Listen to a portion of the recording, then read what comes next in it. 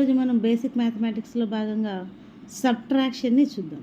Subtraction అంటే ఇంతకుముందు చెప్పుకున్నట్లు different symbols అనమాట.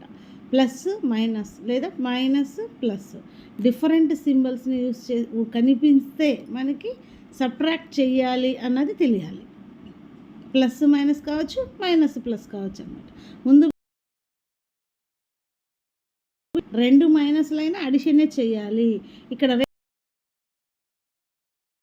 అడిషనే చేయాలి. చూడండి, ఈక్వల్స్ టు చూడండి, రెండు డిఫరెంట్ సింబల్స్ కాబట్టి బిగ్గెస్ట్ నెంబర్ ఏంటి 5కి 3కి అంటే ఏంటి, ఏమీ లేదు అంటే ప్లస్ అనమాట. +2 అనేది ఆన్సర్ అయిపోతుంది.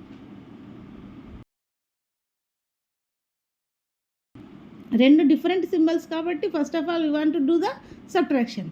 5 - 3 2 -5 పెద్ద నెంబర్ బిగ్గెస్ట్ నెంబర్ ఏంటి ఇక్కడ -5 కాబట్టి మనకు వచ్చిన ఆన్సర్లో కూడా మైనస్ వేయాలి. దట్ మీన్స్ ఇక్కడ ఏంటంటే ఇంతకుముందు మనం +5 - 3 దట్ మీన్స్ నా దగ్గర 5 రూపీస్ ఉంటే 3 రూపీస్ నాకు అప్పు ఉంది, వాళ్ళకి ఇచ్చేస్తే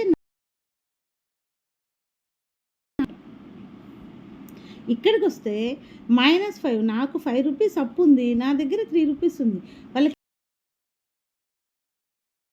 దగ్గర డబ్బులు కాదు అప్పు మిగులుతుంది. ఎంత, ఇంకా 2 రూపీస్ అప్పు ఉంటుంది. సో -2 అన్న అలా అప్పుగా తీసుకొనైనా ఏ సింబల్ ఉంటే అదే మనకు ఆన్సర్లో కూడా